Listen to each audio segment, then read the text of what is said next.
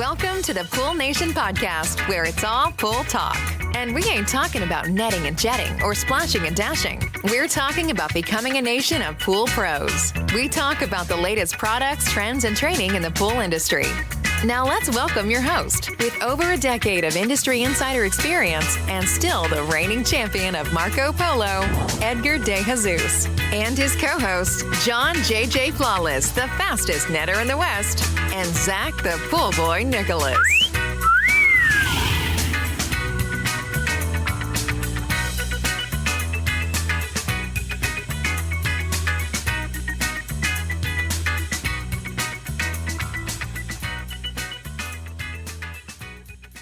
Welcome, everyone, to the Pool Nation Live podcast with myself, your host, Edgar De Jesus. And yes, I am the reigning champion of Marco Polo, along with John, JJ Flawless, the fastest netter in the West, and the famous Zach, the Pool Boy Nicholas. Today, we're talking to Todd Pieri, COO at AquaStar Pool Products.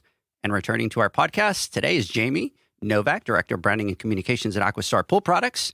Today, we're talking about the famous pipeline filters. I want to welcome everyone to our live podcast, the podcast where it's all pool talk, and we ain't talking about netting and jetting and splashing and dashing. We're talking about becoming a nation of pool pros.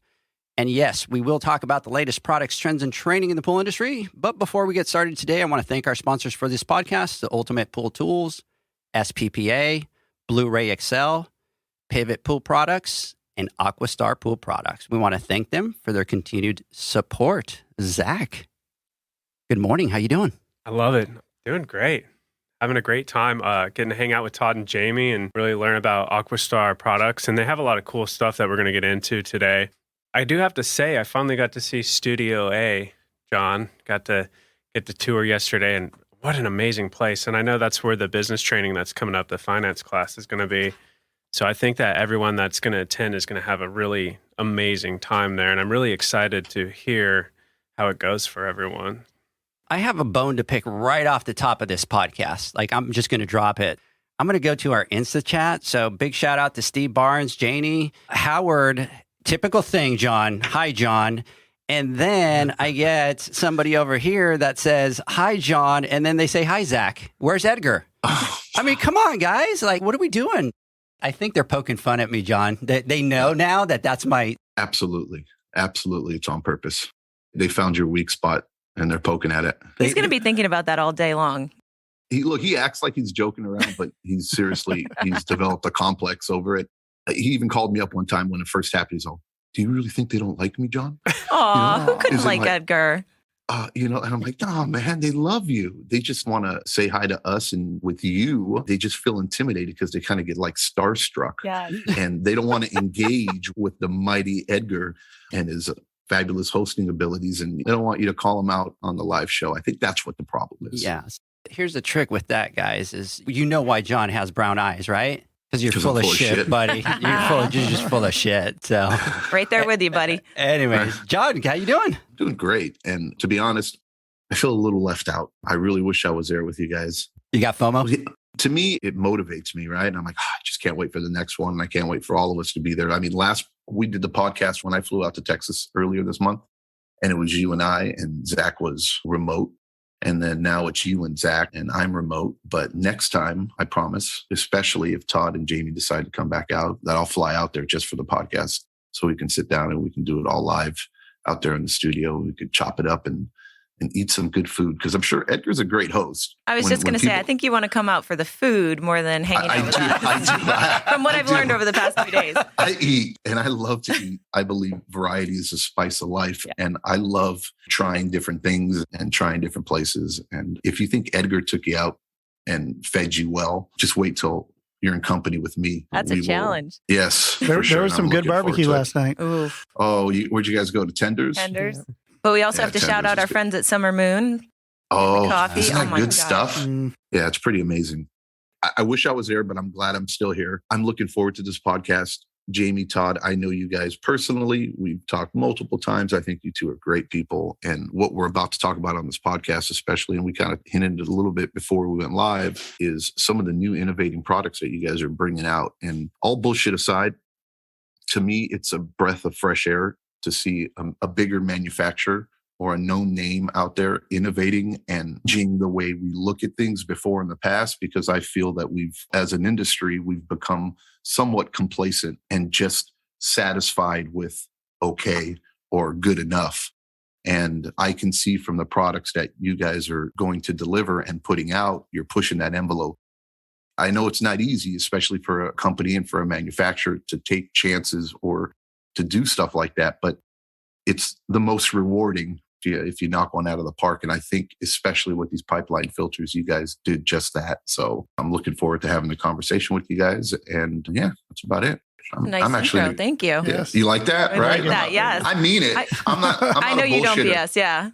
Yeah, I mean it. And it's true because I live it every single day. I'm out in the field and I'm busting my ass just like everybody else that's on this podcast listening. You guys know the grind. And to know that there's products or things coming down the pipeline. Pun intended. No pun intended, or pun intended, right? It's impressive. He's good. He's good. Huh? He's good. Yeah. Right? Are being created to make our jobs easier or to make it just a little bit easier for us is exciting. So, and I think the pipeline filter is going to be a little bit disruptive, if I may use that word. I agree 100%. And I think you need to do that. For the better. For the better. A good. Oh, for sure.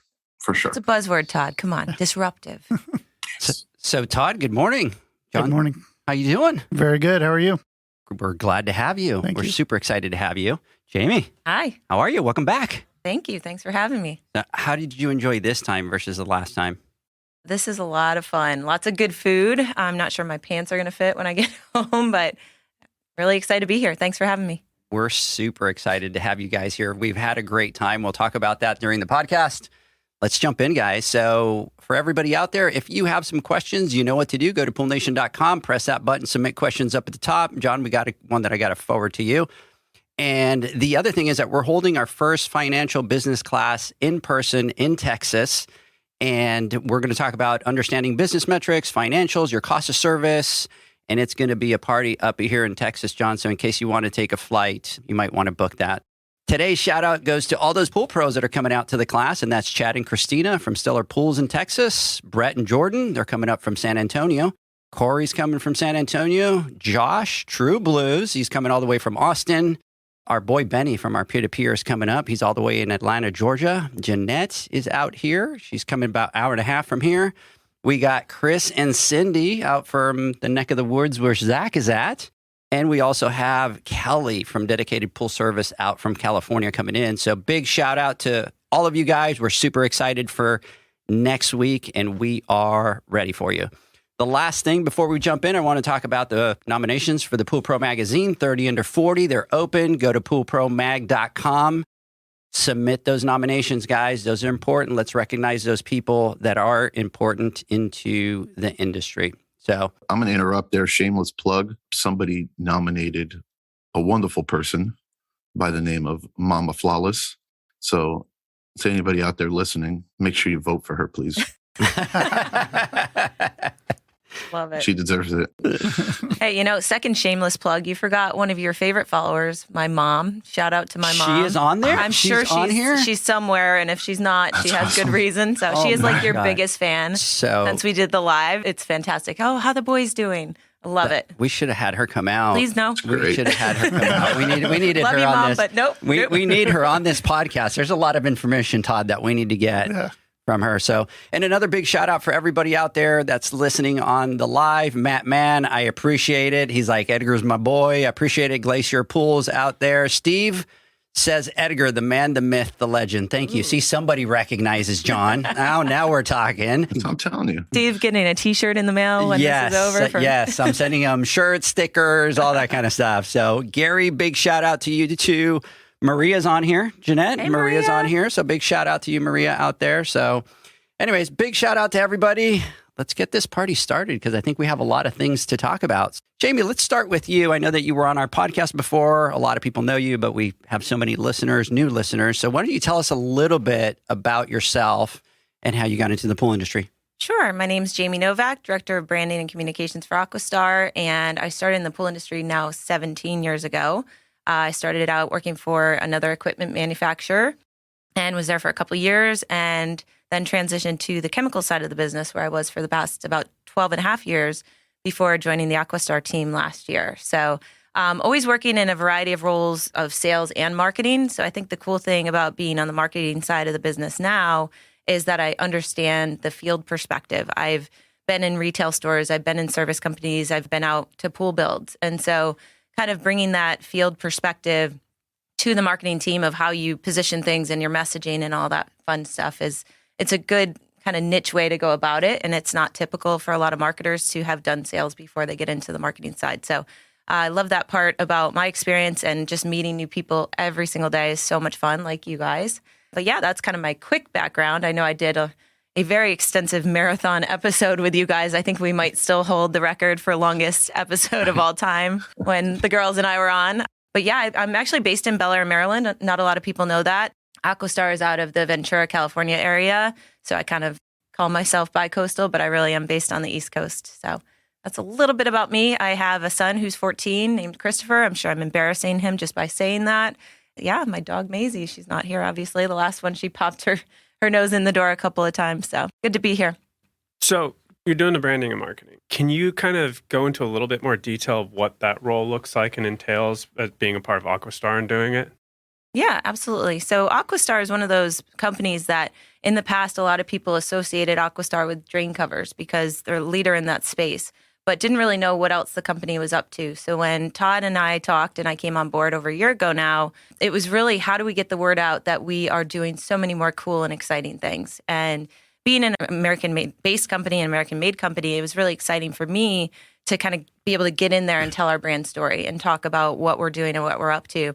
Obviously, knowing what was coming with getting more into equipment and the filter especially. So day-to-day is just ensuring consistent messaging across all of our platforms, trying to communicate things in a simple way, but be comprehensive. So, there's a lot of new information that we're getting out there, especially about these filters, which we're going to get into, that's kind of changing the way people look at things that we've done for a long time. Consistency, your brand image, trying to make sure that we're out in front of people and they're thinking about AquaStar. Now, that's a big part of it, handling our digital media, our e-blasts with fine folks like you guys.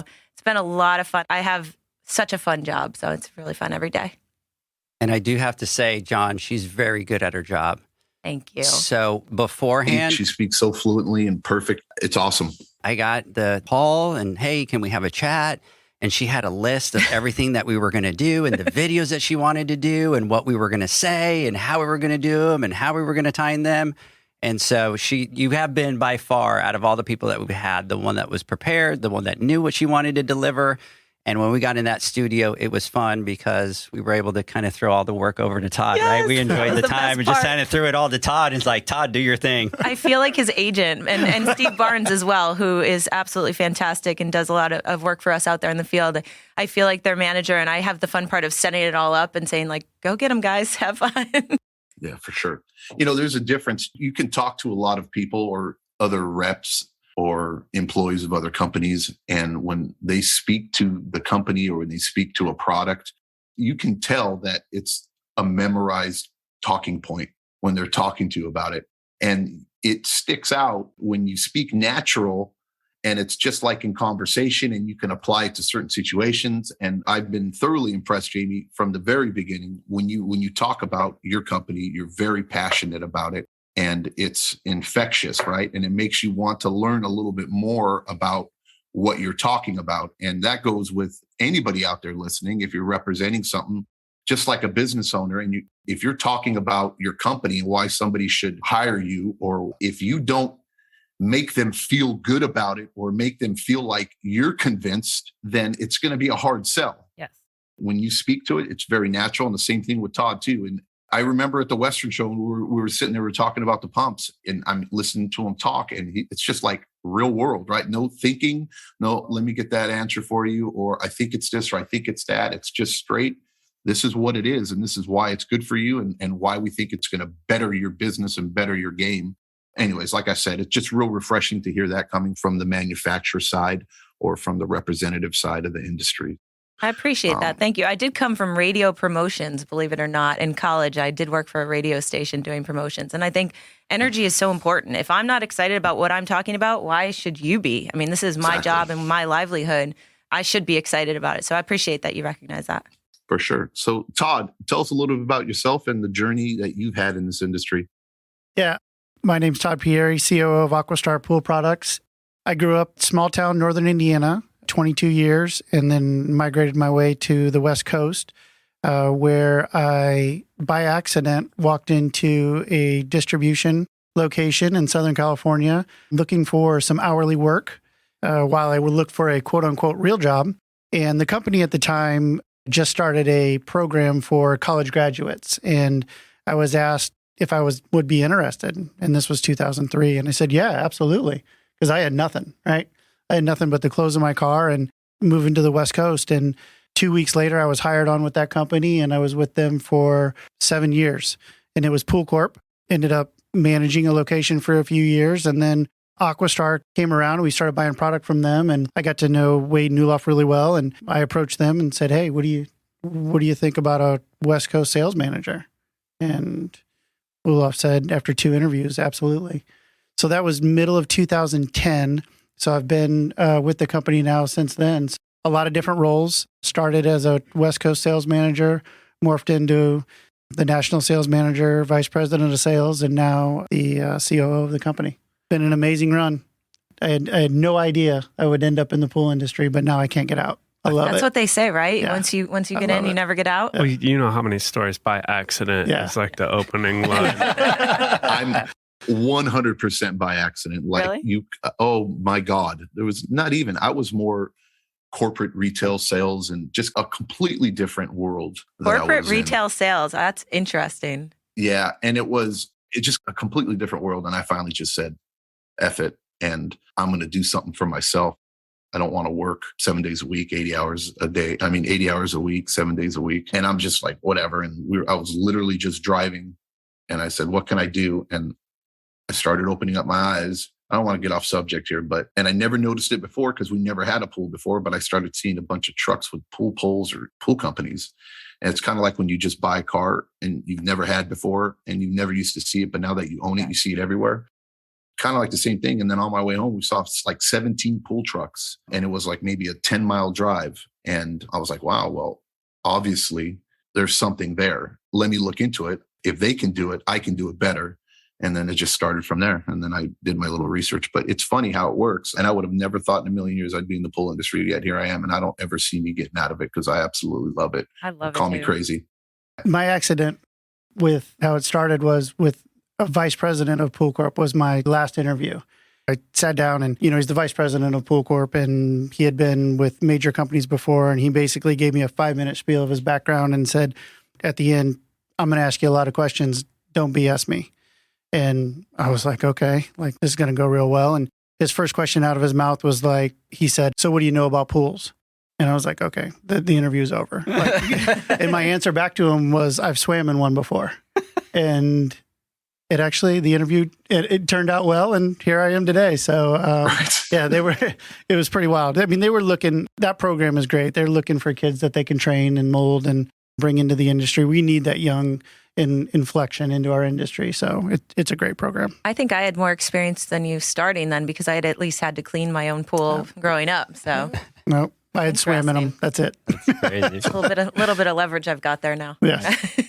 So, Todd, so you're the COO of the company. So what are some of your day-to-day responsibilities as a COO? First and foremost is just to keep everybody on the right track. I mean, we have such an incredible team. I mean, we're able to hire people like Jamie, like Newloff, the owner, he is amazing when it comes to, if we can find talent, we're bringing it in. So getting those guys in the right line and focusing on the correct thing is not crazy difficult because they're very self-motivated. It's putting out a lot of fires during the day. You talked about earlier about financials, like reviewing the financials, getting our P&L in line. I know we'll talk about that a little bit, but making sure everything is in line. We're spending money in the right spots, and we're getting the ROI of what Newloff is investing in the company and investing in us. There's a lot of days that I walk in that I don't know. I have a plan, and the script never pans out, but it's a lot of fun. We're growing really fast. We're acquiring a lot of talent, acquiring a lot of assets to make these new products go. So that's a big deal. We just put together a 100,000 square foot warehouse with 15 molding machines and infrastructure to assemble. And So for the last year and a half, that's been a big deal. And yes, we did it. We put that warehouse together in about a year. What those guys accomplished back there is pretty amazing in the short amount of time. All in Ventura. All in right Ventura. here. Yeah. Ventura. We have about 9 buildings total. This newest building, they were all within a 2 square mile radius of each other. We got so lucky finding this new building. It all came together beautifully. And it's an amazing, amazing Awesome. property.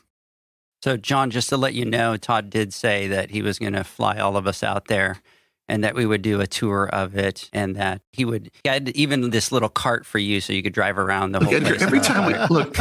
every time we have guests on, right? You always say that, but yet it's yet to happen. Oh, maybe we Because should be the first. nobody wants you to go out there. Afterwards, they go, we'll Right. have you They and go, Zach, "Look, I don't but want not that John, guy. not John. That dude, keep that dude away. No, we'll do it because the fun part about being there is you get to see everything from napkin concept to finish. I mean, we do everything in-house. We're completely vertically integrated. So being able to listen to the engineers and watch how they design the tools on their computers. And then we go to tool making, which we have our own tool making machines there. We have our own tool makers. It's kind of a dying breed in this country, but we're so fortunate. We have 7 tool makers that have 30 years experience. And they're incredible. And that's completely invaluable. You don't find that anywhere. And to have that all under the same roof or within 2 square miles of each other, we bring a lot of people through. And when we walk out, it's funny, I get the comment, I will never give you crap for having to pay $2 for a flush mount eyeball anymore. Because they see how it's made. They're like, I had no idea. They think it just, here it is. Here's your eyeball. Yeah, it's a full day tour to see all of the facilities and all the components. Yeah, Olaf has put together an amazing business and an amazing team. Can you talk a little bit more about AquaStar as a company? Because just since I've been here, I mean, I've known of you guys and I've been in it a little bit, but just hearing from you, it's like much more than what the average person would think. Yeah. And when you talk about passion and the passion oozing out, and Olaf is the most passionate man you'll ever meet. He and, does not sleep. We're pretty no, convinced. Yeah. No, does not. That's how you get things done. Yeah. And he grew up, his dad was a tool maker. So he grew up in the trade. And once he got done with college, he started manufacturing products overseas and in different countries. And he decided he wanted to bring the manufacturing in-house to the States and wanted to find a niche business that he could make products in. In 2002, the company was inked and they had the foresight of seeing VGBA coming. And none of the other plastics manufacturers or the drain cover manufacturers saw that. So founded in 2003, it was a grind for them for the first 5 years because distribution's looking at them going, we have flush mount eyeballs, we have drain covers. What are you guys doing? Like literally, they were asking, what are you doing? And they're like, we're going to be a big deal and you're going to need us, promise you. When VGB hit, end of 2008, 2009, AquaStar had 15 solutions for the field when the major manufacturers had none or one. They went from 24 hours shipping to 17 weeks lead time overnight. That's how many orders they got. And then it exploded. He built infrastructure. And then he started looking at, he's a very forward thinker. And he started looking at the equipment pad going, man, it seems like we're a little behind. He's into boating. He's very passionate about boating. So the technology that comes along with that is very impressive and very forward. He was like, this is a great opportunity and it's something that we can do here in the States and something that we can control. I think that's where the quality of the product plays through too, is because we control everything in-house. And I think a lot of it is just finding those little things that are always a problem with whatever was existing on the market and making it just a little bit better. So like the water stop technology to help prevent leaks. Those are little things, they seem little, but they're so big when it comes to the user experience that AquaStar does a great job of finding those solutions. Yeah, that's where he was brilliant because he listened to the field. He was like, okay, you're the best contractor. You're the best applicator. You're the best service tech. Like, give me what you want. What can I build that will solve a problem for you? And that's the way we operate today. When you look at all of our products, everything has field influence, industry influence into it. I talked a little bit about it at the beginning, but as far as your pipeline filter, I'm truly stoked about it because one of the biggest problems is complacency, I believe, in the industry. And when you have a product that is decades old in technology, it's easier for a manufacturer to say, hey, look, if it's not broke, don't fix it. And it's frustrating us as service technicians. And you touched on it, Todd, in saying what you guys do as far as getting information from the people out in the field and saying, what can we do to make things better? Well, when it comes down to filters, there's a lot of things that could be better that a lot of us have expressed concerns. And I'm not going to name names or manufacturers out there. There have been some manufacturers that have done things differently and changed a couple things here and there. But there are some of the most basic things that have been a pain in the ass for all of us that some manufacturer or manufacturers just refuse to do anything about just because for whatever reason. But you guys looked at that product and something that wasn't necessarily in your wheelhouse at the beginning and said, hey, yes, this is a market where these big three have huge market share in, and it works, but we're going to take this product and we're going to make it better. Let's be game changers. So can you kind of walk through that process and what made you guys decide to say, hey, I'm going to take this on? And we're not talking about a small little thing. We're talking about, for instance, like filters, right? And it's the heart of every system. Well, not necessarily the heart, but it's one of the biggest, most important pieces of equipment on that pad. And without it, you can't really have a swimming pool. Nope, got to have it. You got to have it. So talk to me about that path that you guys took and why you decided to be so bold and to just change the way we look at filters and why. Yeah, when you talk about complacency, I mean, look no further than the filter, right? We've been dealing with the same filters for years in our industry. We started this project on the entire pipeline line about 5 years ago. And we've always had the vision, especially when Steve Barnes came on board a while back, we always had the vision of we want to move water in and out of a pool in an efficient way and in a safe way. And that seems reasonable. When we look at the filter specifically, we brought in everybody's filter and we tested it hydraulically. We tested it for burst performance. And then we went to the field and we said, what don't you like about these filters? And it was, the checklist relative to what we did to our filter is long, and there are a lot of changes in it. And we looked at cartridge filters specifically. We could have gone out and rested on our brand and built a filter just like everybody else, right? And just went out and sold our brand. But that's not what we do. And we always, when we bring something to the table in the pool industry that is already in the industry, we're trying to make it better. So we looked at the filter, we looked at basic hydraulics and cartridge filters. And I don't want to bash everybody else, but it was terrible, right? The basic hydraulics are bad. Are they bad because you don't know that what you don't know? But we saw that there was a better way. And then the footprint was a big deal. We look at these things, they're huge, they're cumbersome. We didn't see a reason that it needed to be that big. And then the number one aspect, again, going back to the safety, was safety. Filter separations are still the number one injury in our space. So that was the first and foremost was, okay, we need to make this filter accessible. We need to make it safe to get into and easy to get back together, right? So we cut down the filter cleaning times, makes the service tech's job a lot easier. And then we looked at the elements. We were pulling elements out of cartridge filters that were half dirty or half clean, however you want to look at it, or a quarter, right? And we're looking at the way the water's flowing through the system. We're like, well, yeah, this makes sense why only half of this element is dirty. We can fix this too. We went with that uniform, and that's why it's called a pipeline filter, is because we went with that uniform pipe cylinder body so we could get proper flow. And that increased the hydraulics. There's so many things in there that increase the hydraulics to what it is, and we're out kicking even the biggest filters in our industry. The major things were safety, hydraulics, and cleanability. We looked at cartridge filters, and we looked at the NSF test, and we're like, we're moving water through here. We're not cleaning it. They allow 5 passes on a turbidity test. I think we'll talk about that in a little bit, right? But we looked at that and like, well, DE passes in 1 pass. Like, why can't we build a cartridge filter that does the same thing? And we looked at that as the next big energy suck on the equipment pad. We're moving water through it and we're not cleaning it. Makes no sense.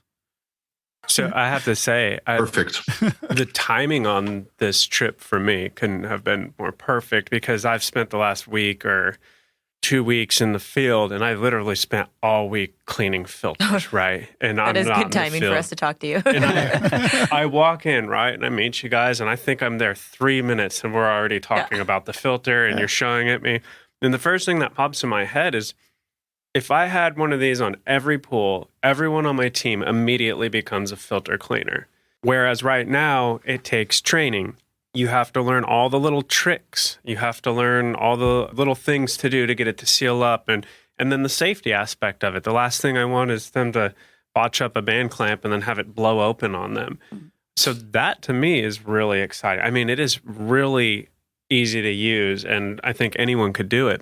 Now, you just kind of touched on it, but can you kind of talk about heard the term pipeline-based technology. Mm-hmm. What do you mean by that? We looked at these belly filters or balloon filters that are in the industry today, and we noticed that when you do pull these elements out, that they are half dirty. And when we started looking at why aren't we using all the elements? Why aren't we using all the square footage that we're buying? We look at the pipes coming in, and you look at the belly of those filters and where the water's entering, and the debris gets up to the belly, and that's it, right? And it makes sense, right? It's inefficient. We don't make plumbing belly shaped. We make plumbing uniform so we can move water through it efficiently. So looking at that, and then the fact that we are injection molders, and we looked at a combination of being able to assemble this in a quick fashion, and then also that uniform cylinder is so important. It's so basic, but it's so important for moving water through and around the element in a uniform way, meaning the debris is going to get around the element in a uniform way. So that's kind of where the pipeline came from. We have engineers that came in from outside the space, and they're looking at some of the stuff we do in the industry, and they're just like, man, there's no hydraulic efficiency in that. Why is the industry doing this? And we look at them and go, you know what? You're right. Let's go the other way. And the filter itself is very unassuming. It's not in your face. It's really simple. But I mean, so is plumbing, right? Plumbing is very simple, and it's very hydraulically efficient. You mentioned a smaller footprint, and that to me, and I was telling you guys, that is awesome. That's what I'm looking for, because that, as the industry is changing, there's more technology coming out. There's supplemental sanitizers and things like that. It's like a lot of the problem being a service provider that comes in after the fact is we have no room to do anything. Right. We have very little room to work with. I don't know the exact, but it looks like it's like half the footprint. Not the base necessarily, but the width of it. And it gives you a lot more room on the pad. And the bigger one's just taller, so it's still going to have that same footprint. And we've gotten some great before and after pictures of people that have made that change, and just the space that they're saving. It's fantastic. And it looks cleaner as well. Yeah. And the size lends itself back to what you said. Like, every one of my service techs can now clean a filter. And I mean, the pool is only as clean as your filter, right? So let's keep these filters clean. Let's give you a filter that you can do it easily if you'd like, and do it more often if you'd like. And you give the homeowner a better product. That's what we're all striving to do, right? The homeowner has a great experience with a pool and has a great product, and it's not expensive to run. They're going to talk well about it, and the neighbor's going to put one in, and then the neighbor's going to put one in. Now, if you build them a pool that's hydraulically inefficient and it's dirty all the time and it costs them a lot of money, you're not going to get good reviews. So the industry needs these products to move it forward and create a great product for the people that are paying for it. That's awesome. John, you alive back there? I'm alive. No, I'm listening. I'm in a trance. I see you just staring over here and this is John, by the way. You can watch John, and when John sits, John's a listener. He'll sit there and his eyes just like fixing, and he's just like, you could just watch him like taking in all the information. I am a listener. So every time, if something's worth my attention, I do pay attention. So I always say, watch what you say, because I won't forget what you said. If I'm not paying attention, it's one thing. But if I'm actually listening, it all comes down to what I talked about earlier. And it's refreshing and it's exciting to hear this shit. We're just trying to make it easier and better, not just try to sell more products. Of course, the ultimate goal for any business, it's not a nonprofit or a charity. You want to be able to be successful, but you're doing it in the right way by trying to innovate a product, and something as simple or as old as the filter. And we look at it like, I don't know. That's just the way it is. That's how it's always been. Right. Exactly. Such a dangerous statement. And it's ballsy that you guys are doing that. And I think you guys deserve all the credit in the world. And I hope it's extremely successful. And I think the biggest challenge, period, is changing the mentality, right? That we've all been just jaded with, right? That it's like, no, smaller isn't better. Bigger is always better. And I can't see this filter that's 200 square feet or 300 square feet or 250 square feet or whatever outperform a filter that's 580 or 520 square feet or 400 square feet. But if you look And- at technology in general, as it gets better and it gets more efficient, it For gets sure. smaller. Look at your computer. It used to be a big lug of a thing. And Well, now look you at have our these- heaters. Look at the heaters. Yeah, Thank in you. the industry. For sure. Thank you. pumps. For sure. I was feeding you guys that one. Right? Smooth. But in the hydraulics of the system are the numbers. We're out hammering the field with the hydraulics relative to the bigger units on the market, and they're not our numbers. You can't bring a filter to the industry unless it's certified by a third-party lab. And NSF certifies all the commercial filters in our space. These are NSF numbers. They're not our numbers, and they make you publish them. So there's a video with Steve Barnes where he talks about the filter outperforming filters twice its size. Yeah. How is that possible? So again, back to the basic hydraulics and the belly-shaped filters that you see. We can't move water through those in a uniform fashion. When you look at we're going to call it our PLF 27,000, that's the part number for it, because we're going with gallonage relative to what size of pool you have instead of giving you a square footage and letting you try to figure it out. That 27,000 denotes that the filter can handle a commercial pool 27,000 gallons or less. That's what it's rated at per NSF. The 35,000, the PLF 35,000 is 35,000 gallons. Of public pool water. Public pool. What about residential? So residential, when we start looking at 8-hour, 10-hour turnovers, which everybody publishes, we start moving into crazy numbers of gallons that we can handle. 50,000 gallons for the small one, 75,000 gallons for the big one. We didn't want to go to the market with those numbers because we thought we'd really scare everybody. We knew Ease into it. Yeah, when you go back, you asked the question about hydraulics, and when you look at our 27,000 residentially, our max flow rate is 150 GPM. Our 35,000, our max flow rate is 200 GPM. Now let's take I won't name names, but let's take the 400 square foot and the 500 square foot that are in the market. There's a company out there that their max flow rate residentially is 150 on both of them. Bigger's better, but their flow rates are the same. It makes no sense. We made a bigger filter and our flow rate went up because we did it in a hydraulic efficiency way.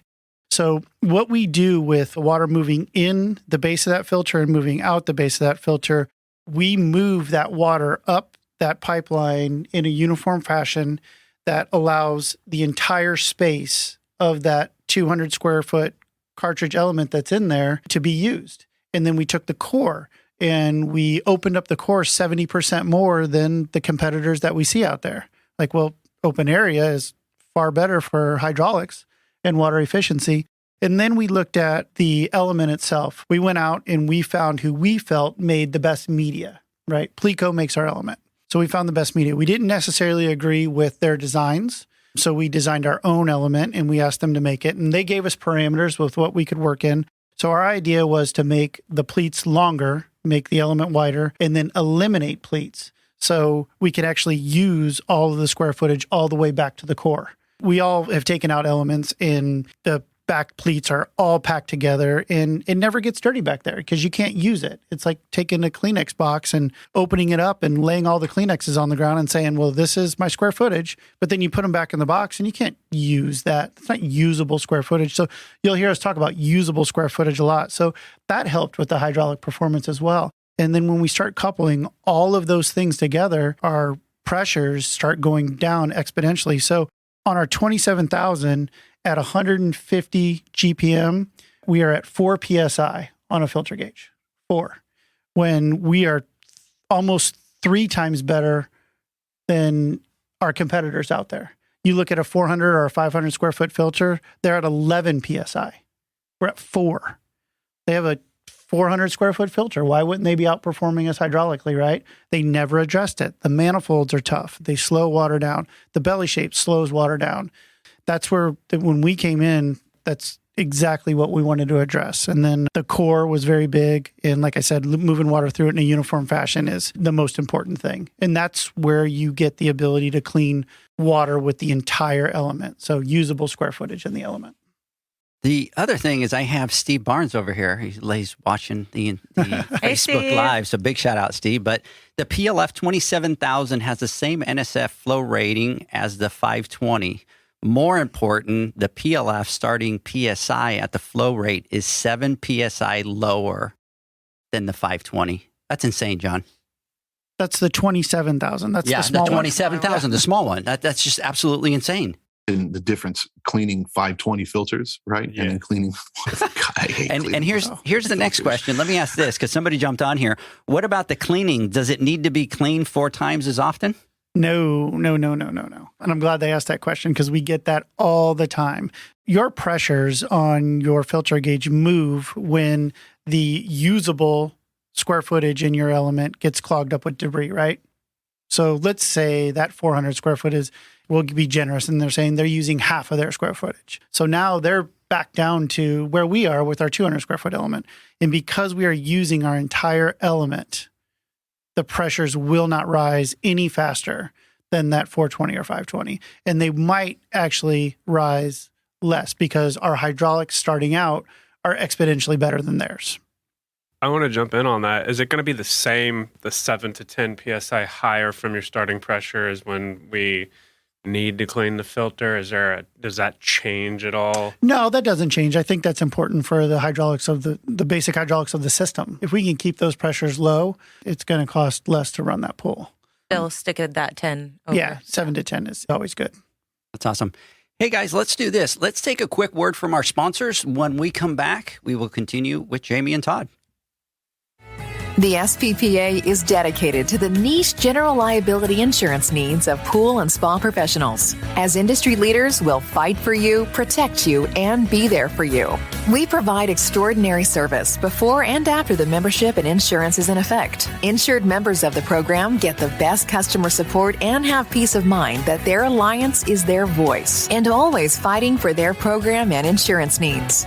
We proudly insure thousands of pool and spa professionals across the United States. With over 30 years encompassing the pool and spa industry, we know the needs of pool and spa professionals. Through the SPPA program, there are 3 tailored and customized general liability insurance options to pick from. For more information on our programs and insurance options, visit our site at www.thesppa.com.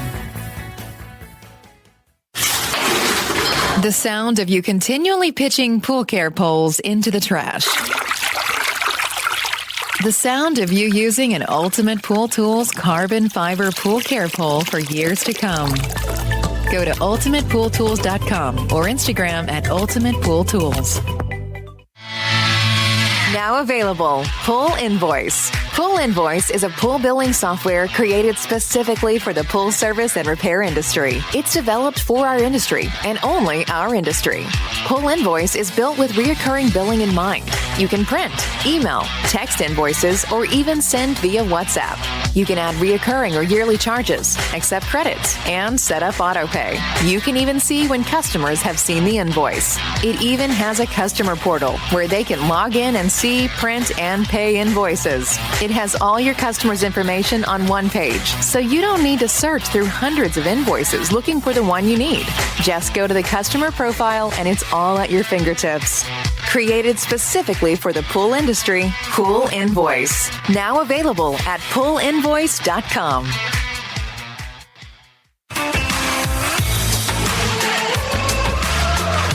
BlueRay XL is the power of minerals working for you. Reduce your overall chemical costs and labor up to 50% guaranteed. Whether you have 20 accounts or 20,000, BlueRay XL's direct pricing and free shipping to the pool trade have you covered. Improving pool professionals' profit and work-life balance is what they do. BlueRay XL, the real mineral purifier. Visit them at BlueRayXL.com. BlueRay all day. AquaStar's new pipeline cartridge filters, available in 2 sizes, deliver top-notch hydraulic efficiency along with best-in-class filtration performance, approaching that of DE filters. Uniquely designed, open pleat spacing means 100% of the media square footage is usable. And these claims are backed by NSF test results. Designed with the pro's time and comfort in mind, the patented double locking system improves safety and ease of access, making filter cleaners faster than ever before. Available now. Ask your supplier for pipeline filters today. Welcome back, everybody. We continue our conversation with Jamie and Todd. We're talking about AquaStar and the pipeline filters. To jump into the next question, Steve, I almost called you Steve because I'm typing over here to Steve Barnes over on the Insta chat. I'm flattered. I'm watching him over there talk about how easy it is to get into those pleats and clean. So one of the things to me that has always been a big deal, Zach, John, I think I've told you this story before, but I remember getting into the pool industry, not having a lot of experience. And I remember cleaning one of those stainless steel Purex filters, the ones that had the lid at the top that looks like a trash can. And being as naive as I was, obviously, and not knowing, I'm thinking to myself, I'm just going to hit the switch on and off to get that lid to kind of pop off a little bit. I had done it once or twice, and I'm like, oh, I got this. And so I show up to one pool, and I hit it, and that lid came off flying and almost took my head out. I mean, it got to the point that it grabbed the pressure gauge up at the top of it when it landed, and it completely pulled it off and cracked the top of the lid. But that's how much force it came off with. And so one of the things that I love about this product itself is the safety features that were built into this product, because I could see a brand new pool guy or a homeowner in that situation. So can you talk a little bit about the safety features of the pipeline filters?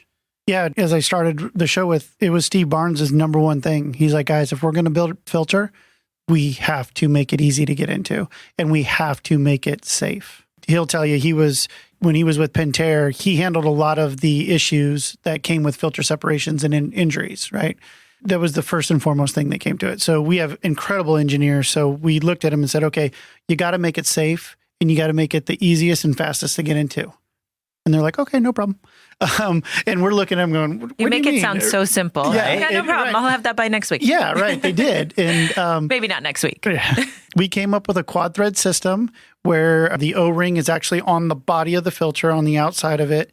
If for some reason you forget to relieve the pressure on the air relief valve and you open up the filter, as you're working through those quads in that first safety stop, you'll take one full turn.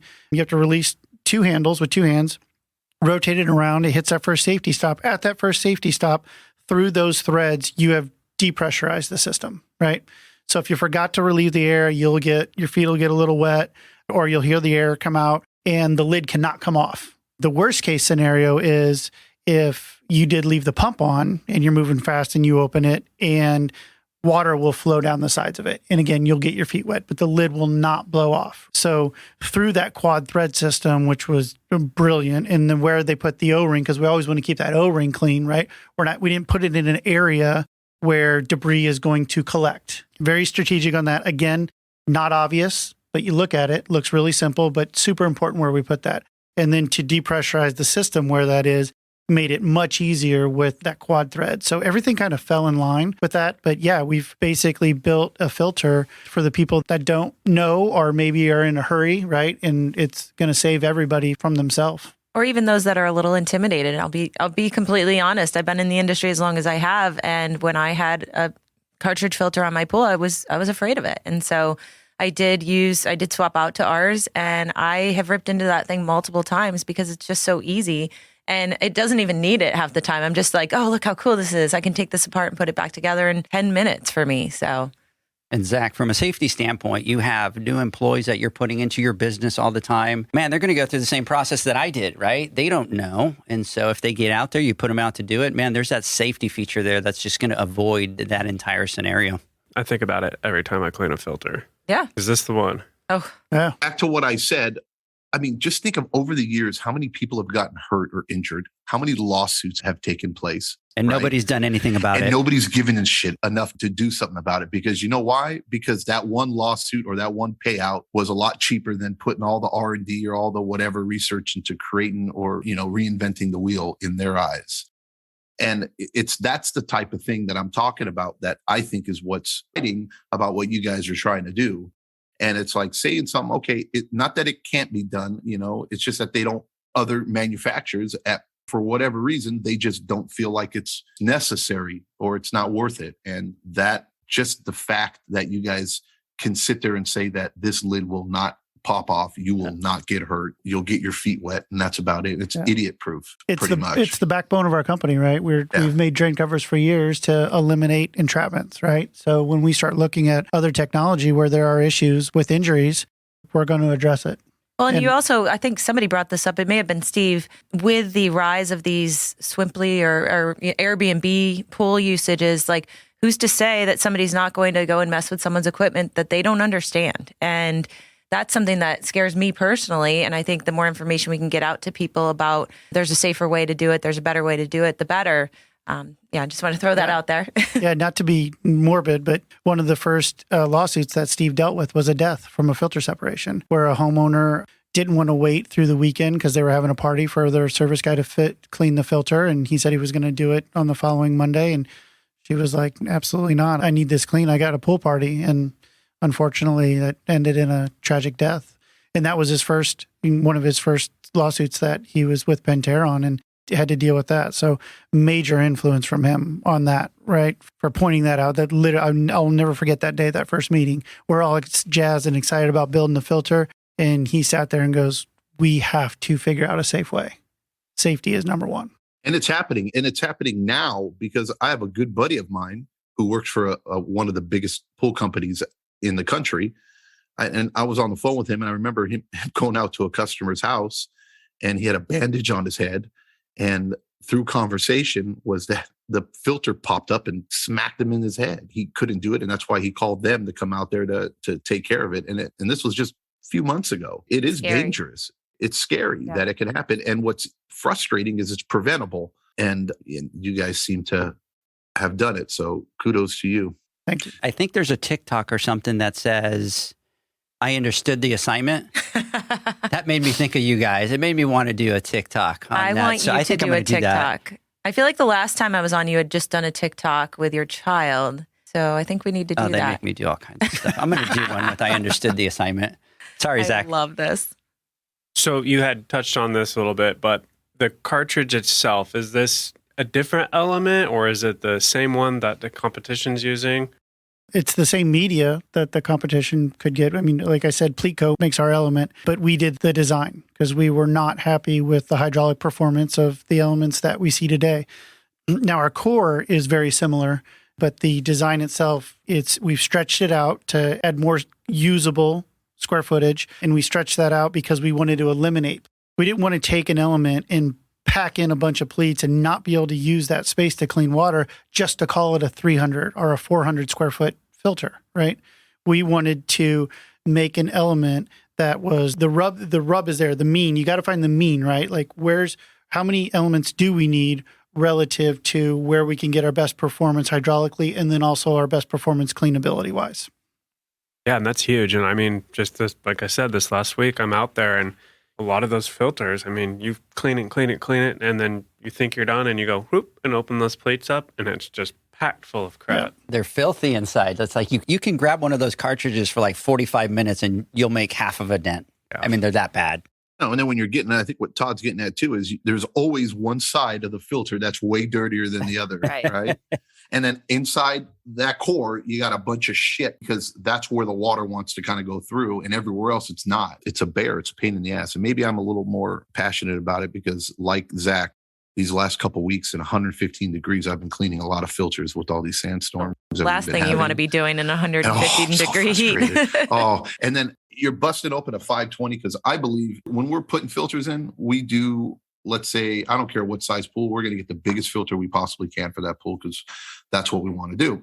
But when it comes to cleaning a 520 cartridge or a 580 cartridge system, and then you lug those bastards out, right, and clean them out, and then you got low water pressure, right? It's going to be a 1.5 hour ordeal to clean those bad boys, and it's frustrating. So I'm feeling you, Zach. They're not doing us. The big filters are not doing us any favors. They're hindering what we're doing, right? The hydraulics are not as good. We're not cleaning water as well. And you guys spending 30, 40, 50 minutes cleaning a filter in 120 degree heat. That's crazy. Yeah, time is money too. So you're losing money. Look, and when we talk about hydraulics too, I don't think we touched on this, and I don't know if we're going to talk about it a little bit later, but like you were saying, imagine a selling point for a client or for a customer, and not only saying, hey, look, this filter is great because it makes it easier for me, but not only will it clean your pool better, but it'll also actually save you money, right? Because if you're not pushing or having to push that much water with your pump, what are you doing? You're saving money. If you have a variable speed pump, you're able to now lower that speed and you can actually sell it as, hey, look,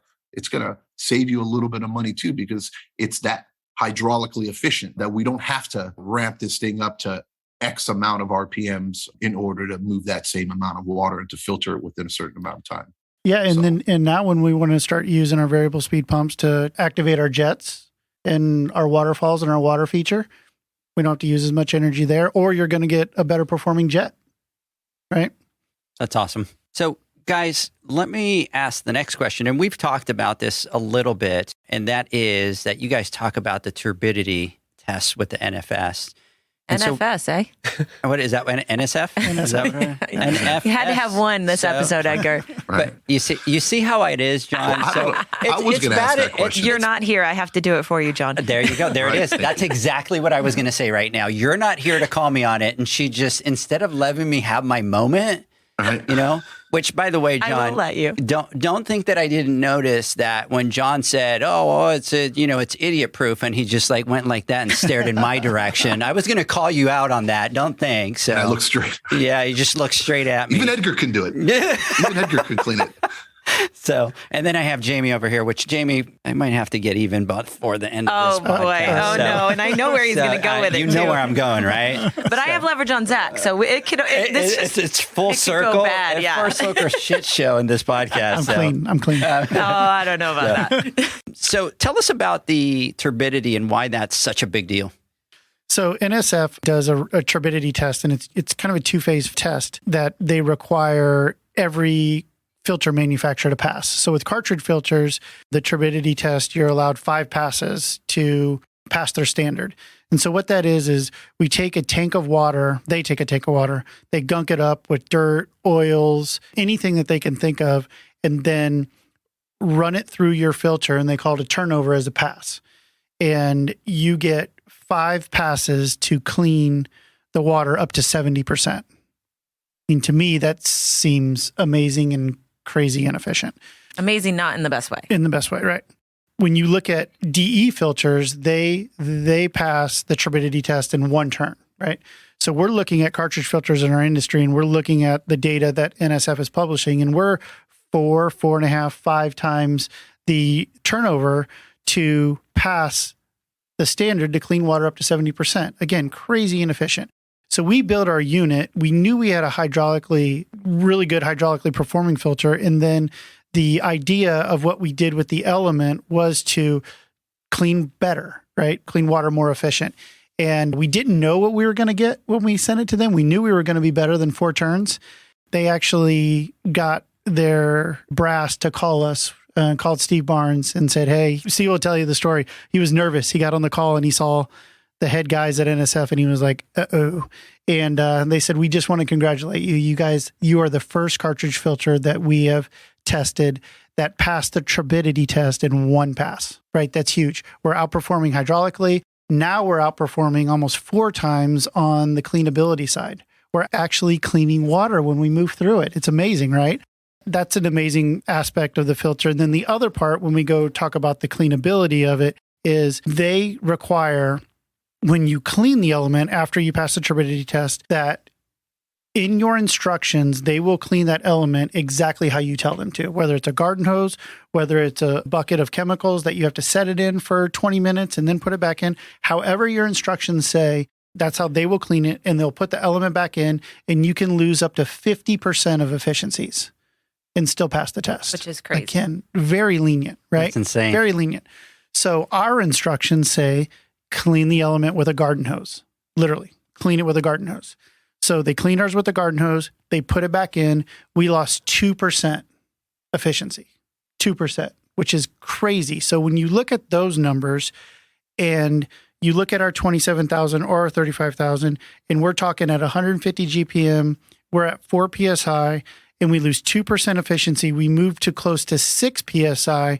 And remember, those big units that we're used to dealing with are at 11 and 12 PSI out of the box. So we're hydraulically still outperforming them almost 2 times, even after 1 clean. So that test was, we lean on that hard, right? We lean on it because that's amazing. We want to clean water when we move through the system. And you're going to see I'm not Steve and talk about codes and standards and yada, yada, but you're going to see in the future that we're going to move past square footage on our codes and standards. That's going away. It is going to be all about performance. And I like it to what we used to do with uprated pumps. I don't know if Zach is. I think you might be too young in the industry to remember uprated pumps, but we were literally sticking different labels on the same pump and sending it out.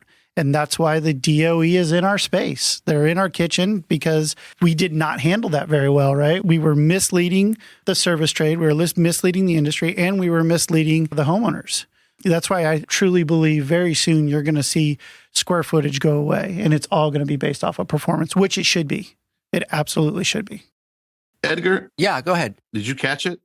Todd goes, "Oh, Zach, you may be too young, but doesn't look at..." Do you remember What? uprated pumps? I do. Okay. He doesn't. He's just saying I do, just to kind of. So let's talk about We're that for a old? second. Oh, Can boy. you We're you old? tell us about that? No, I'm kidding. That was I'm too kidding. confusing to ever grasp. It was. They figured you out. They figured you out quickly.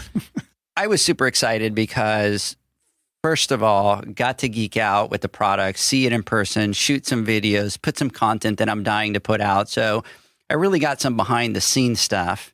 And I want to ask you about one thing that was just approved for you guys and released. Before I jump into that, because we're going to go down in a different path, is there anything else about this filter that we think that needs to be highlighted? I would like to highlight that they're in stock and available now, which is huge. And Smooth. Smooth. She's smooth. Are you in sales? I'm a sales-based marketer. I guess I kind of started with that. Also made right here. Well, not here, right in Ventura, California. So, in stock, ready to go. We have a warehouse full of them and video footage to prove it. And follow us on social because shameless plug. What about you, Todd? Do you think we covered everything? I think we did. I think, the three most important things that I talk about all the time are the safety, the hydraulics, and the cleanability on both sides, right? I think one thing that I would like to highlight, because we always talk about how easy and how quick it is to get in it, it is just as fast to get back together. Yeah. And then one other massive thing for the people that live close to big bodies of water like the ocean, we don't have anything on this filter that's going to corrode. We're not dealing with bolts that rust, that are hard to get apart, clamps that rust, that are hard to get apart. There's nothing on there that's going to corrode. And it looks badass. There's that as well. Thank you. It really does look badass. When we opened up that box and that thing came out, it was like, oh, this is slick. So, and that's one of the things with your guys' products, and John talks about it. John has a big problem when people make, especially this day and age, make ugly looking products, and his mouth just goes foul really quick. And like, we looked at something one day and he's sitting there, he's like, guys, you could bleep me out. He's like, what the is this? Like who designed this? Like, who would want to put this on their pad? Like, we're in 2022 and all your products, just as much as you put to everything else, that how slick they look are amazing. So I have my fiance, she has a company that makes a consumer product. So image is big to them, right? And we came home with this filter design and showed her, and she was like, no more Shame Shack. It's not the Shame Shack. Like, you guys are actually cleaning it up and making it look pretty. So, yeah. She calls your equipment pad the Shame Shack? Well, she calls everybody's equipment pad the Shame Shack because it looks terrible, Yeah. right? Like John was saying, like Yeah. So the aesthetic part of it, she was pleased with. That's she didn't care awesome. about the hydraulics or the... No, but it looks a lot nicer. Yours is probably like mine. I go, babe, when I talk about water chemistry, what do you hear? And she's like, PTSP something, RPP something, something like that. It goes. So That must be through NFS. I don't know. Huh? NFS. I'm getting a look. wow, John. I love you, shots Edgar. Fired. Boom. He's asking for it. He's actually texting me what I'm supposed to say. You're just not seeing I'm going to post those videos that we got of her, Todd. no. We're going to post those on social media. Oh, no. So, guys, I was with you guys when you guys got the information. I feel important, John. For some reason, that made me feel important. I kind of hang out with these guys a little bit more. So they got the call. Again. They got the call that they have a variable speed pump that got approved, and it's ready to go. And I am freaking excited about this. So we have some time. So I want to talk about that. So Yeah, you talk about a big project. The filter project was big and it was tough. And I think if you walked into the office and walked into our engineer's office and said, hey, what's the hardest project you've ever done? The pump was it. So again, 5 years in the making. We've been working with the NSF certification for months and months and months and months now. And literally yesterday, Steve Barnes got the phone call that we are fully greenlit and the pump is 100% approved. So huge, like such a, I don't want to sound monotone, but like it's just such a relief because there's just so much work that went into that. And the checks and balances on a filter were nothing compared to when you start dealing with, the DOE and start dealing with NSF and down to the materials that you use for it and the efficiencies that you're moving water. I mean, we can put a pump together. We're injection molders. We're really good at it. We can do the wet end. We can do the impeller.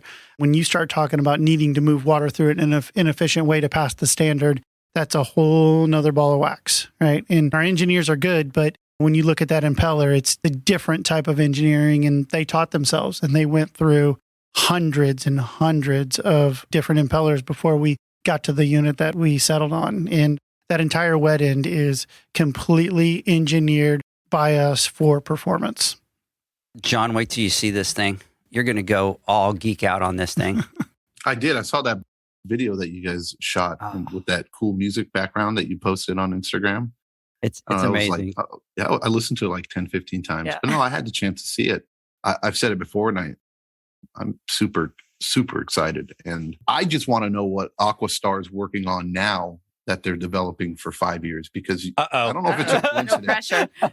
Can we talk about the pump a little bit? You guys have some insight, because look, you were talking about back in 2003, if I think you said the date was when you started making those, you saw VGB as something happening, right? And you wanted to get ahead of the curve. And when it finally hit in 2008-ish, you had 17 products available and manufacturers had 0 or maybe 1, right? Well, 5 years ago, you started working on this pump, and now it's available in order for us to get pumps, we're on 9-month waiting lists in order to get a pump. So it's like a perfect timing again. I'd like to say we predicted COVID coming, and that's why AquaStar started working on this 5 years ago. I don't know, just wondering. So, I mean, you're teed up, ready to go, and it's an opportune time as long as the product delivers, right? Yeah. It's a perfect opportunity for you. So I'm saying, hey, what are you guys working on now so that I can start investing in it, so that in 5 years, you guys are going to have the perfect trifecta of products that are coming out. So nothing on the equipment pad is safe. There you go. Nothing. We're going after it all. The support right now is huge, right? And you can see with what we've done in the past and the VGB moments that we had in the business that we continue to accumulate, and the great customers and the great people like you guys that we deal with in this industry, you can see it. We just keep putting money back in, right? So that filter that's out there now, we built a filter that we believe is the best in the industry, even against those twice its size. This pump, there's quite a few regulations with the pump, right? There's lanes you have to stay within. But we took the lanes that we didn't have to stay within and tried to make them better. So we have that 3 horsepower variable speed. We have a 1.5 horse variable speed, Wi-Fi capability on the smart pumps, RS communication, automation compatible. We took the wet end where we could manipulate things, and we made a patented volute style system, which added to our efficiencies. We give you 2-inch connections and 2.5-inch connection ports. And the most important part about the 2.5-inch connection ports is it's a full, true 2.5-inch flow. We don't give you a 2.5-inch connection and choke it down right away. We don't want to lose those efficiencies. You made a comment yesterday, the basket is huge. It's a much bigger basket. It's more substantial. It's going to hold up. One tiny little thing is we put a bar at the bottom, the base of where that basket goes, that supports the basket. So why wouldn't we support the basket when that's where the debris is going? And that's a failure point. And then we also keyed the basket so you can't put it in the wrong way. And then you'll also see some designs in the body that they look cool, but they're there for a reason, right? We moved the housing in certain parts where we found dead spots in the competitors' pumps that make them lose efficiency. So we actually push the plastic in a way that helps that water actually spin properly and get pushed out the top properly. I can't go into anything else that we're doing on retrofit. No, Top secret. we do have a new retrofit ozone system. Are we ready to go into this? Absolutely. Okay. That was going to be my next question.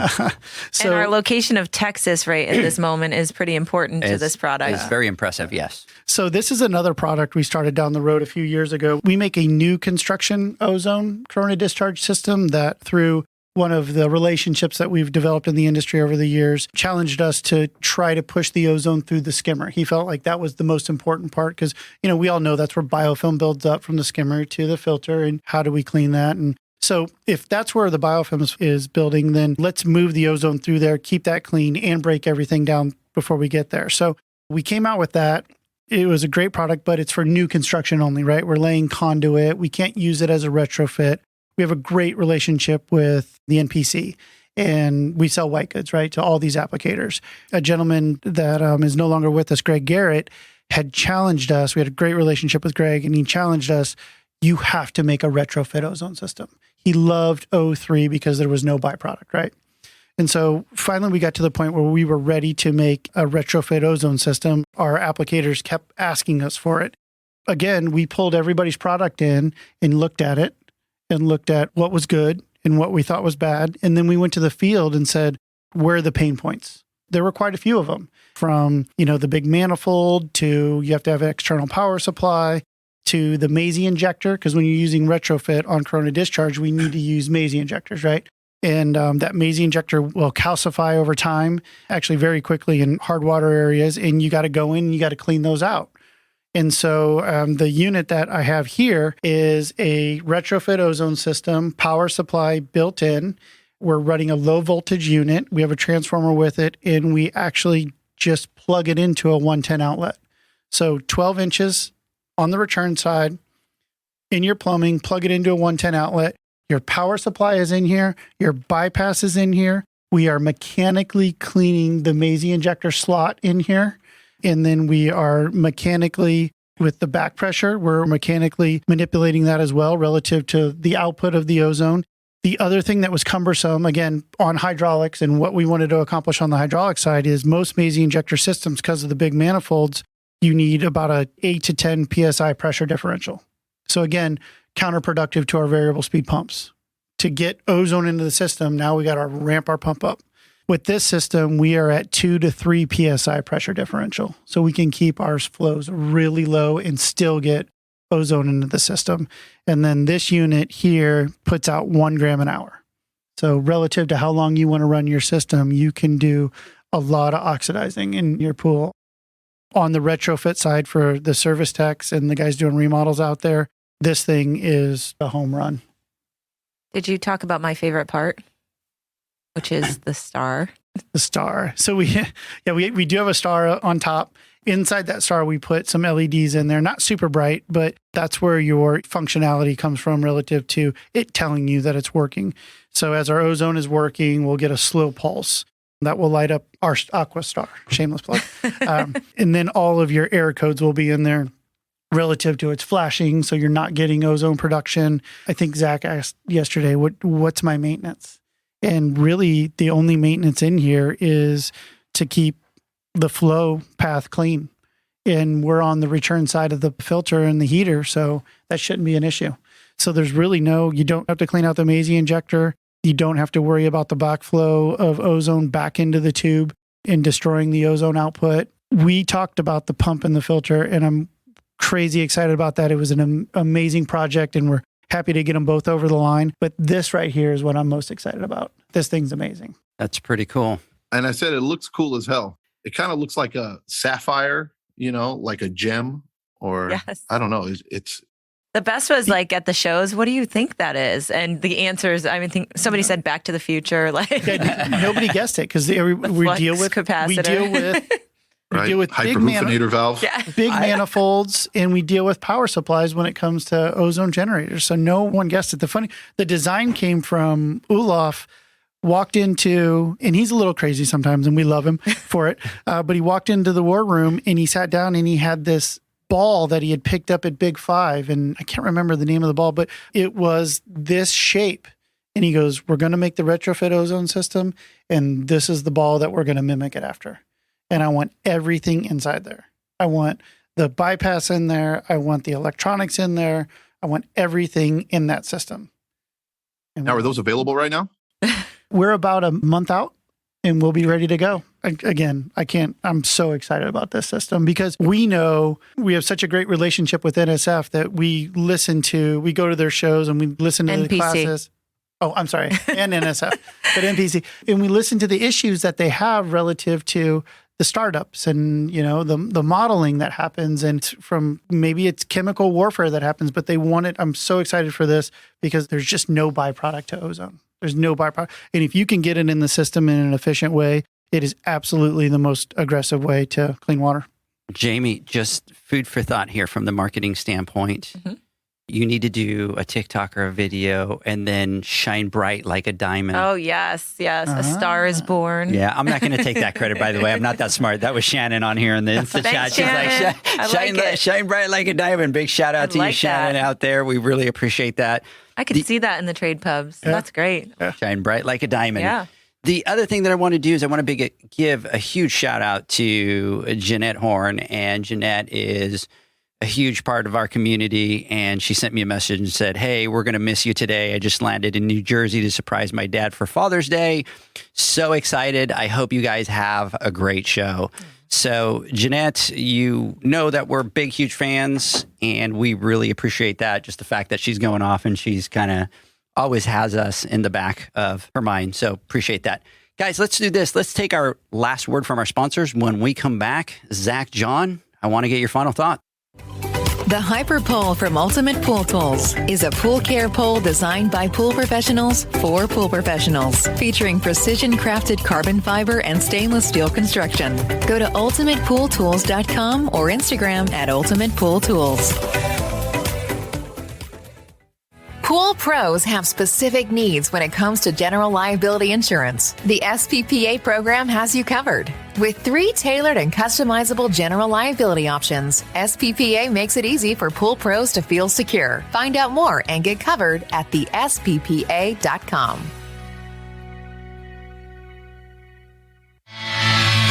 Now available, Pool Invoice. Pool Invoice is a pool billing software created specifically for the pool service and repair industry. It's developed for our industry and only our industry.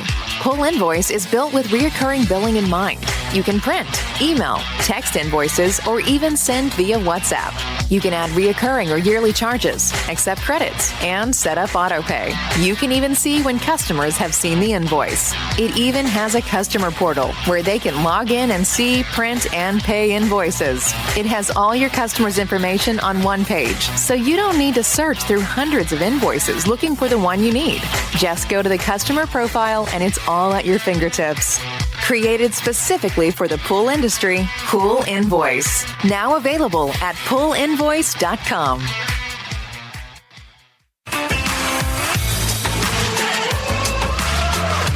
BlueRay XL is the power of minerals working for you.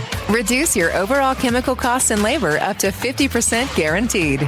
Whether you have 20 accounts or 20,000, BlueRay XL's direct pricing and free shipping to the pool trade have you covered. Improving pool professionals' profit and work-life balance is what they do. BlueRay XL, the real mineral purifier. Visit them at BlueRayXL.com. BlueRay all day.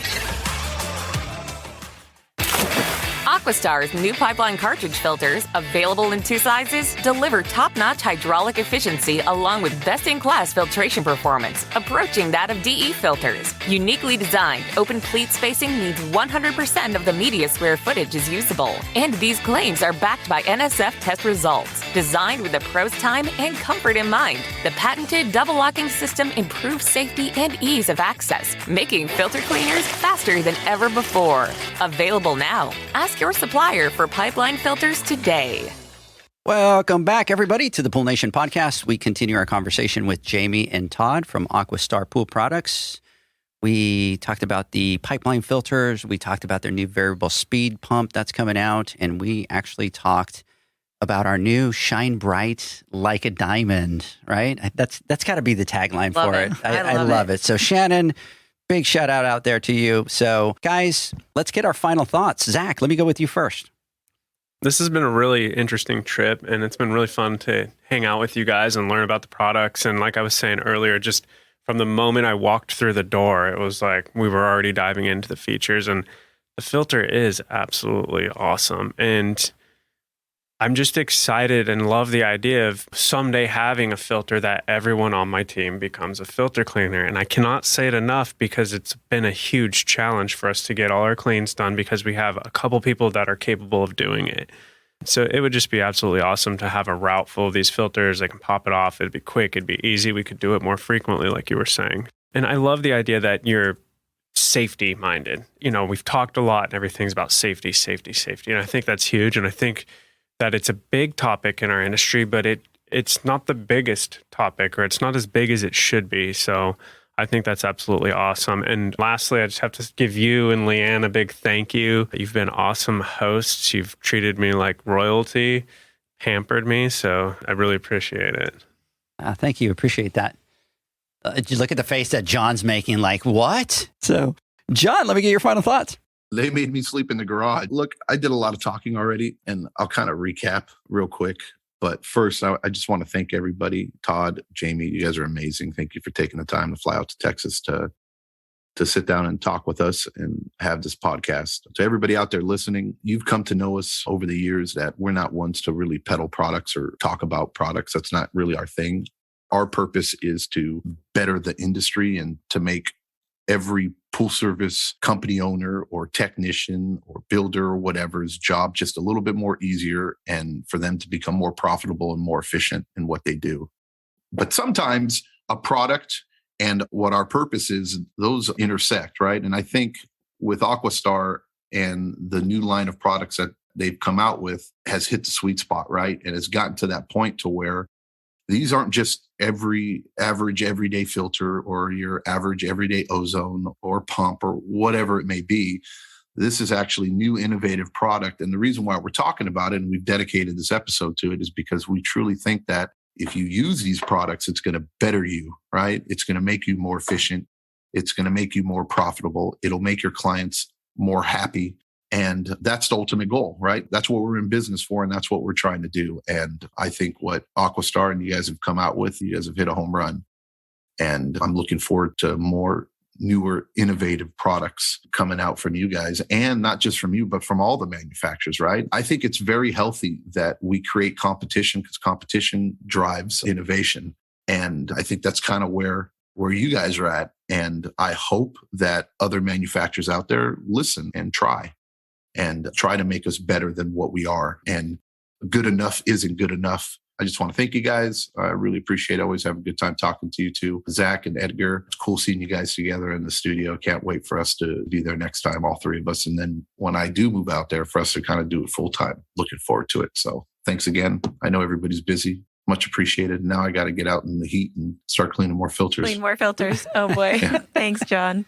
Yeah. So just one quick thing before we jump. So while Zach was talking about being treated like a king and all that, Leslie, we know that you're listening. We love you. She goes, enjoy it while you can, my friend. I started sweating immediately. He's sweating over here going, I shouldn't have said anything. So I'll give my final thoughts, and then I'll let Todd close the podcast. But look, we've talked about it. We need people to come in and people to be disruptors into the industry.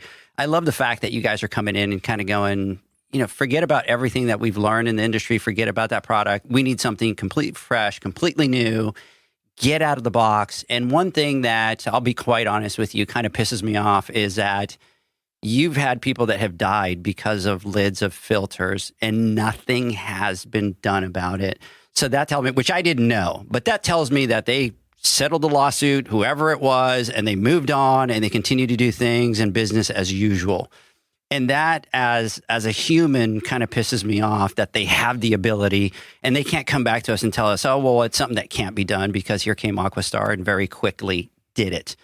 So that A. B, I love that you guys are putting every thought process into it, that you're like, we're not going to say no, that it can't be done. We're going to look at it. We're going to find every opportunity, and we're going to better the industry and better the product. So spending this time with you guys the whole time, I've just been super excited, because that's what you can gather from your company is that you guys are complete game changers into this industry. And I know that you guys can say it, but I will. To the big three, you guys better put your game on. I'll be honest with you, because I mean, these guys are innovative. They're passionate about it. There's none of the old style of we do it like this because we do it like this.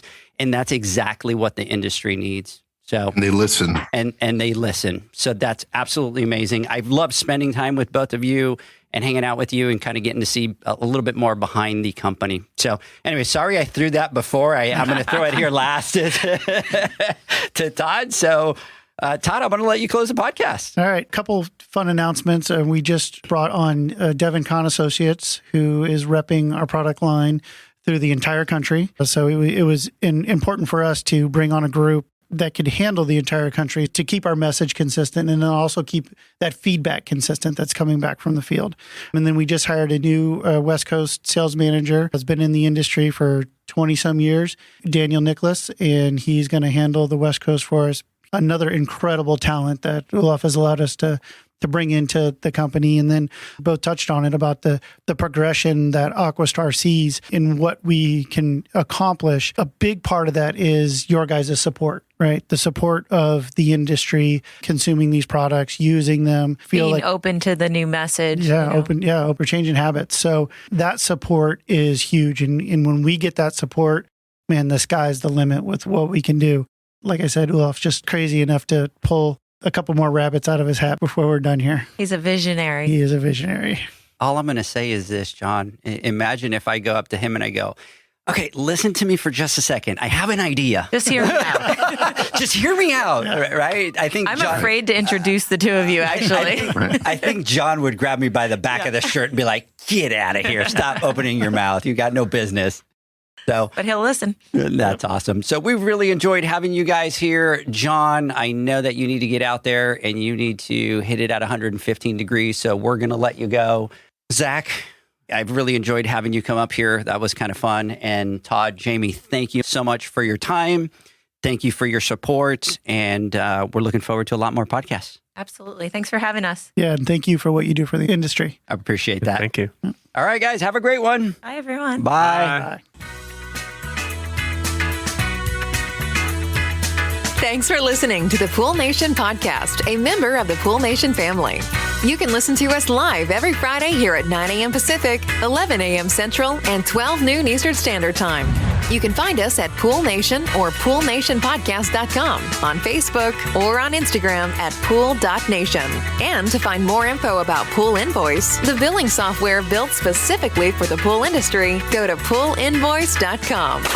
Before you go, this is what the pool industry has been waiting for. PoolmanUniversity.com. It's the first platform dedicated to learning the swimming pool service and repair industry. A pool service community where you can connect and find videos on business, service, water chemistry, and repairs.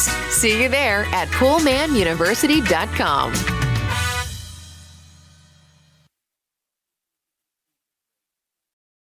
Pool Nation, all rights reserved. No part of this podcast may be reproduced in a verbal or nonverbal way.